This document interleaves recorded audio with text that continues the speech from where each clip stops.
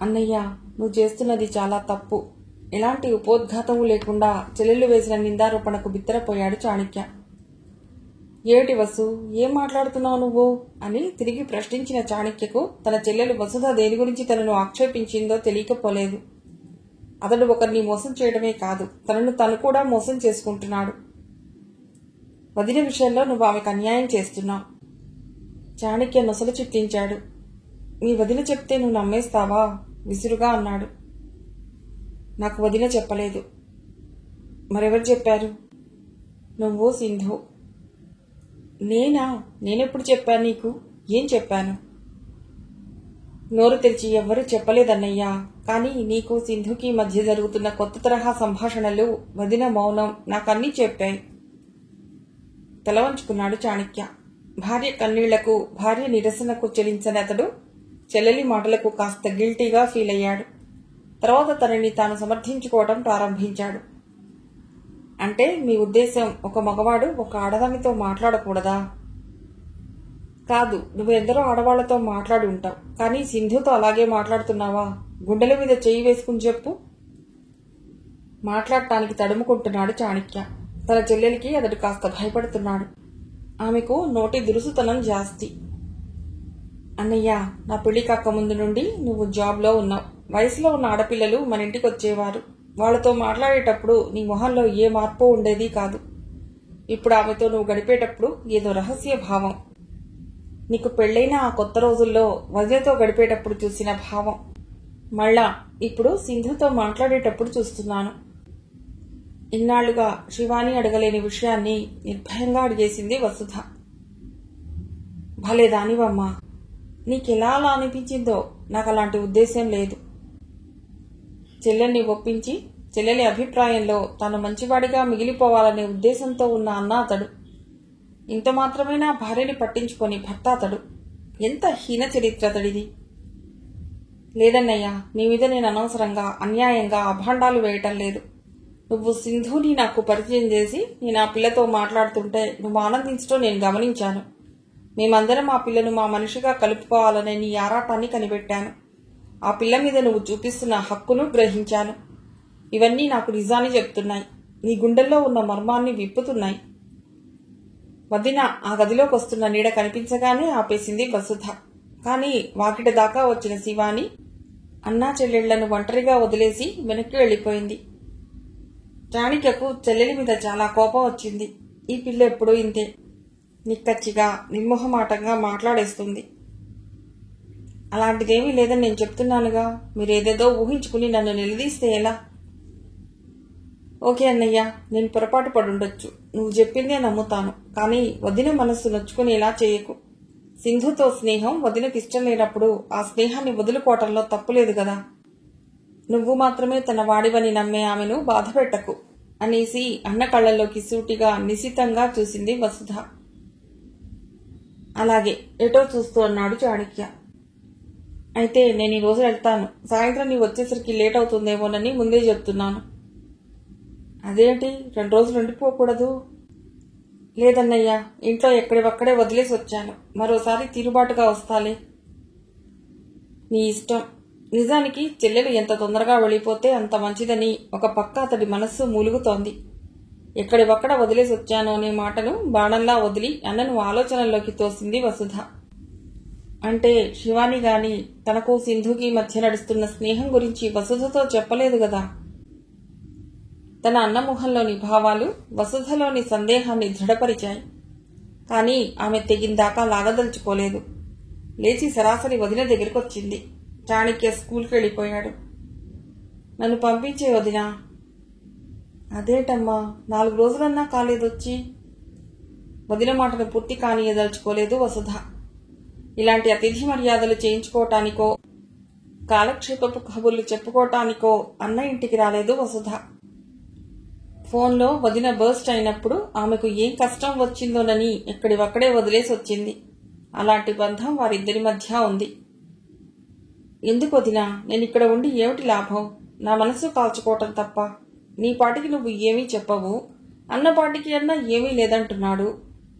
మరి ఎందుకు నువ్వు ఇలా చిక్కి సగమయ్యావో నాకు అర్థం కావటం లేదు. మీ రహస్యం ఏమిటో మీరు చెప్పకపోతే నాకెలా తెలుస్తుంది? శివాని మాట్లాడలేదు. ఓకే వదినా, నేను ఇక్కడ లేకపోయినా నీకే నువ్వే సాల్వ్ చేసుకునే ప్రాబ్లం అయితేనే నాకు ఇష్టం. ఎందుకంటే భార్యాభర్తల మధ్య మరొకరు దూరటం ఒక్కొక్కసారి ఇబ్బంది కలిగిస్తుంది. శివాని ఏడ్చేసింది. వదినా, ప్లీజ్ వదినా, నేను తీర్చగలిగిన ప్రాబ్లం అయితే చెప్పొదినా. నీ రహస్యం నా కడుపులోనే భద్రంగా ఉంచుతాను. నన్ను నమ్ము.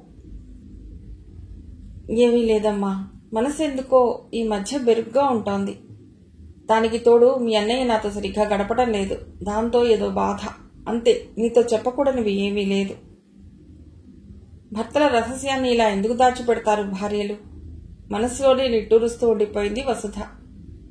ఒక రకంగా చెప్పాలంటే తన భర్తకి సింధూరకి మధ్య ఎలాంటి సంబంధం నడుస్తుందో ఇంతవరకు అర్థం కాలేదు శివానికి.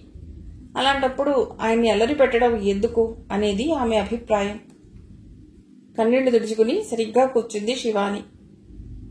పోనీ డాక్టర్కి చూపించుకుంటావా? వెడదామా? వద్దులేమ్మా, మీ అన్నయ్యతో వెళతాను. శివానికి వయసుతో పాటు ప్రతిదీ భర్తతో కలిసి చేయాలనే భావం ఎక్కువ అవుతూ వస్తోంది.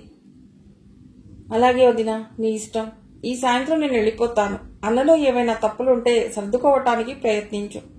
సర్దుకోలేనంత పెద్దదైతే నేను నీ తరఫున మాట్లాడటానికి ఉన్నానని గుర్తుపెట్టుకో. శివాని మనసు చిత్రంగా తేలికపడింది. అలాగే బస్సు. థ్యాంక్స్ అమ్మా. సింధు. నోట్స్ ప్రిపేర్ చేస్తున్న సింధూర తలెత్తింది. జ్యోతి తడపటాయిస్తూ ఆగింది. చెప్పు. నోట్బుక్ మూసేసింది సింధూర. ఇప్పటిదాకా చాణక్య ఇక్కడే ఉండి వెళ్ళాడు. చేయవలసిన పని మిగిలిపోయింది. నీకు పనుంటే చూసుకో, తర్వాత మాట్లాడతాను. రాత్రికి చూసుకుంటాలే. చెప్పు. వెనక్కి వాలి కూర్చుంది సింధు. సింధు, నువ్వేమనుకున్నా పర్వాలేదు. నేను ఈ విషయం ఈరోజు నీకు చెప్పాలనే నిర్ణయించుకున్నాను. నువ్వు నిర్ణయించుకున్నాక ఇంకా నా పర్మిషన్ ఎందుకు చెప్పు? చిన్నగా నవ్వుతూ అంది సింధు. ఏం లేదు, మీ మాస్టర్ మనసులో నీ పట్ల మరేదో భావం ఉన్నట్లు నాకు అనిపిస్తోంది. ఛీ, అలాంటిదేం లేదు. పాపం అనవసరంగా అనుమానించకు. అంతేనంటావా? అంతే. అలాగా, అయితే రాసుకో అనేసి టీవీ ఆన్ చేసింది జ్యోతి. రాసుకోబోతున్న సింధు ఆగి తలెత్తింది. ఏమిటి డిస్టర్బెన్సా? కాదులే, కాస్త వాల్యూమ్ తగ్గించు చాలు. ఓకే. సింధు రాసుకుంటోంది. జ్యోతి కళ్ళు తెలుగు ఛానల్లో వస్తున్న చండాలపు సీరియల్ని చూస్తున్నాయి. ఆమె మనసు మాత్రం స్నేహితురాల్ని ఏదో అడగాలని ఆశపడుతోంది. సింధు. ఏమిటి జ్యోతి? ఏమీ లేదు, రాసుకో. ఏ సీరియల్ నచ్చలేదా? సీరియల్స్ నచ్చి చూస్తావా ఏమిటి? ఏదో time pass. Okay, carry on. ఆహా, బోర్ కొడుతోంది. అలా ఎంబ్రాయిడరీ సెంటర్ దాకా వెళ్ళొద్దాం. వస్తావా? పద. నీ చుడిదార్ మీద వర్క్ రెడీ అయిందా? ఏమో, అలా వాకింగ్ చేసినట్టుంటుంది కూడా. నేను డిస్టర్బ్ చేయటం లేదు కదా? లేదు, పద. హ్యాండ్ బ్యాగ్ అందుకుంది జ్యోతి. కానీ ఆమెలో ఏదో ఇన్హిబిషన్. అడగాలనుకున్నది అడగలేని నిర్బంధ భావం. డ్రెస్ చేంజ్ చేసుకో మరి. నైటీలో ఉన్న జ్యోతిని తొందర చేసింది సింధు. వద్దులే, ఓపిక లేదు. మనం ఇక్కడే సరదాగా మాట్లాడుకుందాం. సరే. మరలా పుస్తకం మూసేసింది జ్యోతి. ఏం జ్యోతి, ఎలా ఉన్నావు? ఏమిటో దిగులుగా ఉంది. దిగులా? పేరెంట్స్ గుర్తుకొచ్చారా? కాదు. మరి? నీ విషయమే. నా విషయమా? విస్తుపోయింది సింధు. అవును అని ఆగి, సింధు, నీకు మాస్టర్ అంటే ఏ అభిప్రాయం ఉంది? పక్క నవ్వింది సింధూర. నాకే అభిప్రాయమూ లేదు, నువ్వు దిగులు పడకు అని మళ్ళా నవ్వింది సింధూర. ఆ అమ్మాయి నవ్వంటే జ్యోతికి చాలా ఇష్టం. మరి సింధు, అంతంతసేపు నీకు అతడితో ఏం మాటలుంటాయి? క్షణం ఆలోచించింది సింధూర. నిజమే, అతడితో మాట్లాడటానికి తనకు అన్ని మాటలు ఎక్కడి నుండి వస్తున్నాయి? ఏం సింధు మాట్లాడవు? అదే ఆలోచిస్తున్నాను. అవును, అతడే ఎక్కువ మాట్లాడతాడు. ఏవేవో ప్రశ్నలు అడుగుతుంటాడు. నేను జవాబు ఇవ్వాలి కదా మరి. నీకు బోర్ కొట్టదా? ఎందుకు బోర్? అతడు మనకంటే చాలా పెద్దవాడు కదా, అందుకని అడిగాను అనేసి ఆగింది జ్యోతి. బోర్ కొట్టేటట్లు మాట్లాడరు, మంచివారు. జ్యోతికి ఇంకా చాలా అడగాలనుంది. నిన్ను పొగుడుతాడా? నీ వైపు ప్రత్యేకంగా చూస్తాడా? ఇలా ఎన్నో అడగాలనుంది. కానీ ఆమెలోని సభ్యత అలా అడగనివ్వలేదు. రాత్రి భోజనం టైం దాకా ఏవేవో మాట్లాడుకుంటూనే ఉన్నారు స్నేహితురాళ్ళిద్దరు. ఆ వయసులో ఉన్న పిల్లలకు మాటలు ఊరుతూనే ఉంటాయి. చాణక్య, 10th క్లాస్ పిల్లలు, 9th క్లాస్ పిల్లలు ఆడుతున్న క్రికెట్ గేమ్ని వాచ్ చేస్తున్న చాణక్య తలెత్తాడు. ఏమిటి? ఏం లేదు, నేను ఒకటి అడగాలనుకుంటున్నాను. చాలా రోజుల నుంచి అడగాలనుకుంటూ పోస్ట్ పోన్ చేస్తూ వచ్చిన విషయాన్ని ఈరోజు అడగటానికే నిర్ణయించుకున్నట్టుగా ఉన్నాడు బాలసుబ్రహ్మణ్యం. అందుకు నన్ను పర్మిషన్ అడగాలా? ఇక్కడ మాట్లాడలేదు బాలసుబ్రహ్మణ్యం. సింధూర మన స్కూల్లో టీచర్గా చేరి 2 ఏళ్లయ్యింది. అయితే నుదురు చిట్లించాడు చాణక్య. 2 ఏళ్ల క్రితం మీ ఇద్దరి స్నేహానికి ఇప్పటి స్నేహానికి చాలా తేడా కనిపిస్తోంది నాకు. అంటే నీకు అనిపించడం లేదు కదూ? తిరిగి ప్రశ్నించాడు బాలసుబ్రహ్మణ్యం. చాణక్య మాట్లాడలేదు. చాణక్య, నువ్వు తప్పు చేస్తున్నావు. దాన్ని దిద్దుకోలేనంత దూరం నువ్వు వెళ్లకముందే నిన్ను హెచ్చరిద్దామనిపించింది. నీ పర్సనల్ విషయంలో జోక్యం చేసుకుంటున్నానని నీకు అనిపిస్తే సారీ. నోరు విప్పక తప్పలేదు చాణక్యకు. లేదు బాలు, నువ్వు అనుకున్నంతగా ఏమీ లేదు, కేవలం స్నేహం. ఇదే మాట 2 ఏళ్ల క్రితం కూడా అన్నావు నువ్వు. అప్పుడు నమ్మాను. కానీ చాణక్య, స్నేహానికి కూడా ఒక పరిధి ఉండాలి. మాట్లాడలేదు చాణక్య. చాణక్య, నీది చాలా మంచి జీవితం. అణుకువగల భార్య ఉండటం మగాడికదో వరం. అలాంటి భార్యకు నీవు అన్యాయం చేస్తున్నావు. నేనామెకు అన్యాయం చేయడం ఏమిటి? నుదురు చిట్లించి చిరాగ్గా అన్నాడు చాణక్య. దీన్ని అన్యాయం కాక మరేమంటారు చాణక్య? ఆమెతో గడపవలసిన టైంని మరో ఆడపిల్లతో గడపడం అనేది నీ భార్యకు జరుగుతున్న అన్యాయమే కదా. ఒక్క క్షణం స్నేహితుడి మొహంలోకి దీర్ఘంగా చూసి కాస్త తల వంచుకుని గొడుగుతున్నట్లుగా అన్నాడు చాణక్య. అసలు ఆమె వల్లే సింధూరకి దగ్గరైంది నేను. మొదట ఆశ్చర్యపోయాడు బాలు. ఆ తర్వాత చాణక్య వంక జుగుప్సగా చూశాడు. అతడికి శివాని ఏమిటో తెలుసు. ఛీ, నీతో మాట్లాడడం దండగా అని విసురుగా లేచిపోయాడు బాలు. చాణక్యలో కొద్ది ఆత్మశోధన. చాణక్య లాంటి వాళ్ల ప్రవర్తన మీద ఇలాంటి చురకలు అప్పుడప్పుడు అవసరం. నాకెందుకులే అనే స్నేహితుల కంటే బాలు లాంటి స్నేహితులు వాళ్ళకు అవసరం. 4 అడుగులు వెళ్లిన బాలు వెనక్కి తిరిగొచ్చాడు. చూడు చాణక్య, నీవు ఎన్ని తప్పులన్నా చేయి, కానీ ఆ తప్పులను ఒక నిరపరాధి మీద రుద్దకు. బహుశా చెల్లెమ్మ నీకు పాతబడిపోయి ఉండవచ్చు, లేదా ఆమె వ్యక్తిత్వం నీకు డామినేటింగ్ గా అనిపించవచ్చు. ఆ విషయాన్ని నిర్భయంగా ఒప్పుకో. వస్తాను. స్నేహితుడిని చాణక్య వారించే లోపలే బాలు వెళ్లిపోయాడు. చాణక్యకు కూడా బాలు చెప్పిందే నిజమనిపించింది. కానీ దాన్ని ఒప్పుకోవటానికి అతడి ఈగో అడ్డుపడుతోంది. పిన్ని, ఏటలా ఉన్నావు? తలుపు తట్టి లోపలికి వచ్చినా తన ఉనికిని గమనించని శివాని పక్కకు వచ్చి కూర్చుంటూ అంది హరిణి. నువ్వా హరి? గమనించలేదు. తలెత్తి అని ఒక పక్కకు తిరిగి కళ్ళు తుడుచుకుంటున్న పిన్నిని చిత్రంగా చూసింది హరిణి. తన పినతల్లిది ఒక అద్భుతమైన వ్యక్తిత్వం. అందులో ఉన్నది క్షమాతత్వం. ఎవ్వర్నీ నొప్పించని నిర్మల హృదయం. ఇంకొకరి జీవితాల్లోకి కల్మష దృష్టితో తొంగి చూడని మనస్తత్వం. తన వాళ్ల కోసం ఏదైనా చేయగల త్యాగతత్వం. కష్టాల్లో ఉన్న వారికి చేయందించే దాతృత్వం. ఎంతటి కష్టం వచ్చినా చెలించని ధీరోదాత్తం. ఇవన్నీ కలిపి బ్రహ్మ తన పిన్నిని తయారు చేశాడు. అలాంటి పిన్ని ఇప్పుడు ఏడుస్తోంది. తన జీవితంలో తాను ఎదుర్కొన్న ఎన్నో ఒడిదుడుకులకు, వేసిన తప్పటడుగులకు ఆమె నిశ్శబ్ద సాక్షి.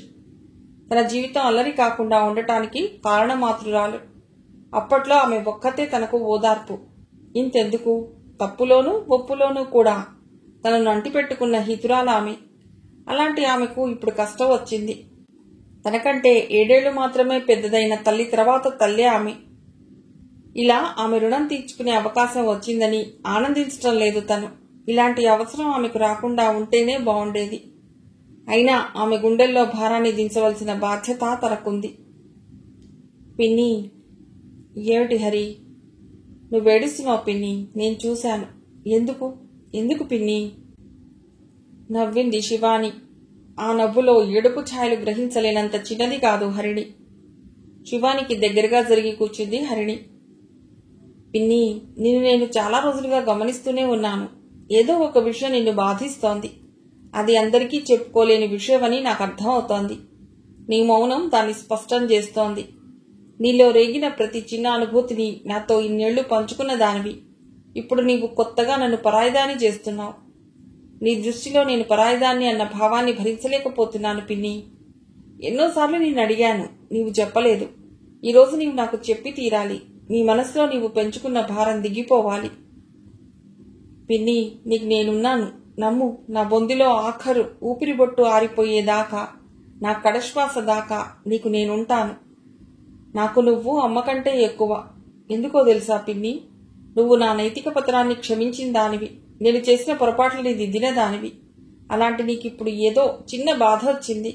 ఆ బాధను నన్ను కాస్త పంచుకోని పిన్ని. చలించిపోయింది శివాని. తామిద్దరి మధ్య నిశ్శబ్దంగా నడుస్తున్న కృత్రిమ దాంపత్యం తాలూకు అల్పత్వం బంధువర్గంలో ఎవరికీ తెలియకూడదని, అందరి ముందు ఆయన్ని పల్సన చేయకూడదని, తనలోని సర్వశక్తుల్ని కూడదీసుకుని ఆత్మస్థైర్యంతో కోటగోడలా నిర్మించుకున్న నిగ్రహమంతా అక్క కూతురి ప్రేమ ముందు పాదాక్రాంతమైంది. ఆమెలో ఆమె భద్రంగా దాచుకున్న లావా పొంగి ప్రవహించింది. ఆమె మాట్లాడటం నేర్చిన ఒక మేరు పర్వతం అయింది. ఆమె హరిడికి సర్వం చెప్పేసింది.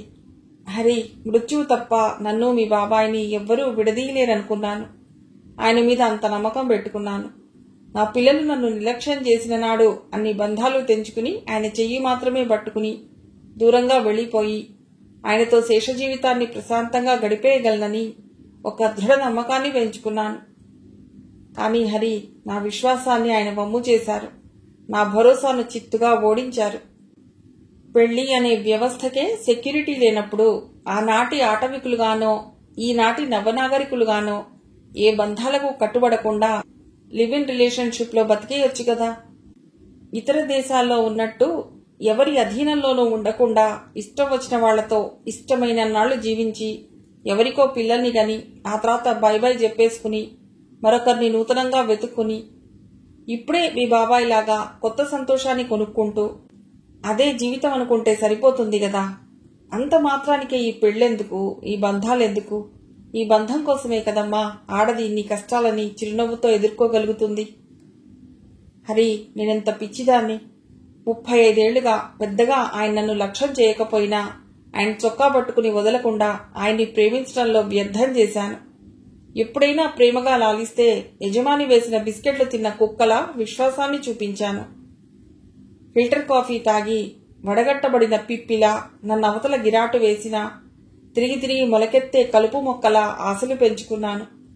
నేను వండిన కూరను సంవత్సరానికో మారు మెచ్చుకుంటే నేను బలవంతం చేయకుండానే శివరాత్రికోసారి బయటకు తీసుకెడితే నా శరీరాన్ని కోరిన క్షణాలలో సస్నేహంగా నా భుజం మీద చెయ్యి వేస్తే అరుదుగానైనా సరే నా మనసులోని శరీరంలోని అనారోగ్యాన్ని నూటికో కోటికో గ్రహించి ప్రేమగా పరామర్శిస్తే నన్ను ఆహ్లాదపరచాలనో తన ఆధిక్యపరచుకోవాలనో నేను ఆదమరుపుగా ఉన్నప్పుడు ఓ చిన్న బహుమతినిస్తే ఇంతెందుకు మురిపెంగా మల్లెపూలు నా తల్లో తురిమి పరాయి వాళ్ల చేత ప్రశంసించబడే నా అందాన్ని అవసరానికి ఆయన పొగిడితే తన ఇల్లాలు తన భుజస్కంధాల మీద ఎత్తుకున్న బాధ్యతని ఏ అదృష్ట క్షణంలోనో గ్రహించి పొగిడితే ఇతరులకిచ్చే ప్రాముఖ్యతలో సహస్రభాగం చూపిస్తే ఎన్నని చెప్పను హరి.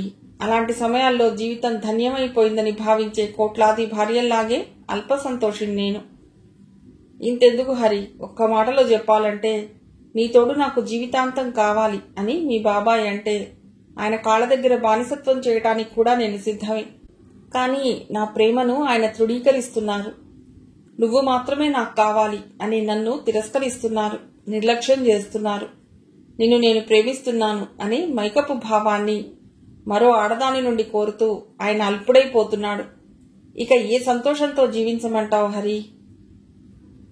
హరిణి కళ్ళు చెమ్మగిల్లాయి. కాని ఆమె తన ఆర్ద్రభావాన్ని అదుపులో పెట్టుకుంది. ఆమె లక్ష్యమల్లా ఒక్కటే, తన పిన్ని తన కడుపులో మూటగట్టి దాచుకుంటున్న చీకటి వేదనా బాధల మూటని విప్పేయాలి. అందుకే ఆమె నిశ్శబ్దంగా వింటోంది. మీ అందరి దృష్టిలో నాకంటే మీ బాబాయ్ చాలా మంచివాడు. అలా అందరి గుండెల్లోనూ అతన్ని అత్యుత్తముడిగా చిత్రించడానికి నేను అహర్నిశలు శ్రమించాను.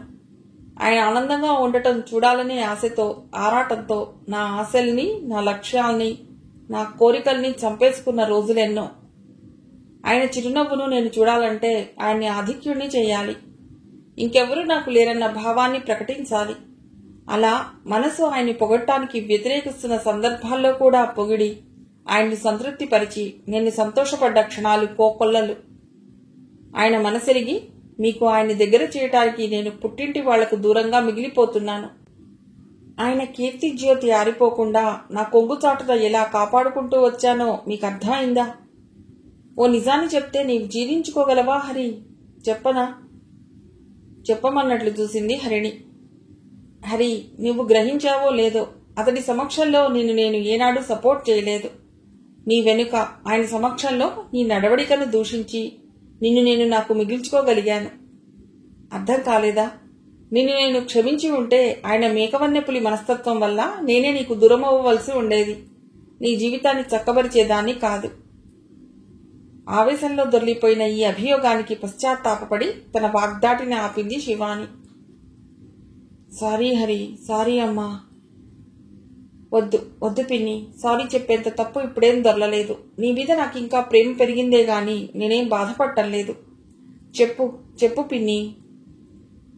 మిగిలిన కథ తర్వాతి భాగంలో.